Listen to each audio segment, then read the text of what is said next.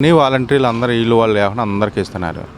అందుకని టీడీపీ వాళ్ళు కొంతమంది ఉన్నా కూడా వాళ్ళు కూడా వైసీపీకి సపోర్ట్ చేసే కారణం ఏంటంటే ఇదివరకు వాళ్ళకి పెన్షన్లు రావట్లేదు. ఇదివరకు 4,000 5,000 తీసుకొని కార్డులు రాసేవాళ్ళు.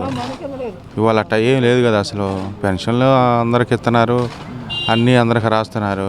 ఇప్పుడు ముసలోళ్ళకి ఎత్తుకోళ్ళు ఉన్నా కూడా కమ్మంగా 3,000 తీసుకొని కమ్మంగా ఇంటికాడ కూర్చొని హాయిగా బతుకుతున్నారు. బియ్యం తెచ్చుకుంటున్నారు. 3,000తో నెల గడిచిపోతుంది ముసలోళ్ళకి. ముసలాం ఇద్దరు ఉంటున్నారు. పిల్లాడ హైదరాబాద్లోనే ఆడ మెడ్రాస్లో ఉంటున్నారు. హాయిగా 3,000తో కమ్మంగా తింటా బతుకుతున్నారు వాళ్ళు, ఇబ్బంది లేకుండా. గుంటూరు బాగానే ఉందండి 5 ఏళ్ళ బట్టి. అంతకుముందే చాలా అగసాటు పడ్డారు. మనిషి చనిపోతే పింఛన్ రావాలంటే ఇంకో మనిషి చనిపోతేనే ఈ పింఛన్ వాళ్ళు ముసలాళ్ళకి పింఛన్. ఇప్పుడు 3 నెలలకే వస్తుంది. మనిషి చనిపోయాడంటే 3 నెలలకే పింఛన్ వస్తుంది. పరిపాలన బాగానే ఉంది. కానీ ఈ పరిపాలన గాన జనం మేలుకొని జగన్ గెలిపించుకోకపోతే మళ్ళీ అగసాటు పడతారు. అగసాటు పడకుండా ఉండాలంటే ఈ ప్రభుత్వం రావాలి. జగన్ గారి ప్రభుత్వం రావాలి. జగన్ గారి ప్రభుత్వం రావాలి.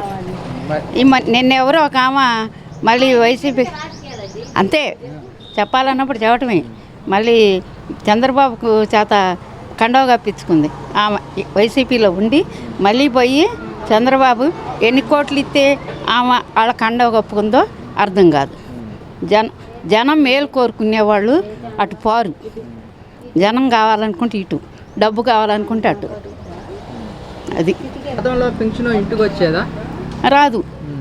మేము పోయి సాయంత్రం 4ంటికి పోతే 7, 8 అయ్యేది. కొంతమందికి అందేవి కాదు.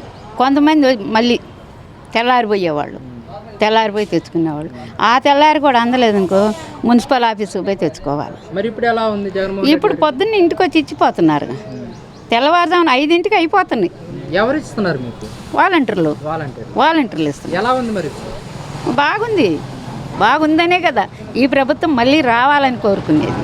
మరి పిల్లలకి చదువు ఇచ్చాడు, కాలేజీ పిల్లలకి ఇచ్చాడు, వృద్ధులకి ఇచ్చాడు, వితంతు పింఛన్లు ఇస్తున్నాడు. వితంతు పింఛన్ ఇంతవరకు లేదు ఇంతకుముందు. అలా ముసలోళ్ళకి ఎక్కడో 10 మందికి వచ్చాయి. వైఎస్ రాజశేఖర రెడ్డి వచ్చినాక వితంతు పింఛన్లు పుట్టినాయి. ఈయన వచ్చినాక పింఛన్లు పెరిగినాయి. అది గుర్తుపెట్టుకొని జనం ఈ ప్రభుత్వాన్ని గెలిపించుకోవాలి.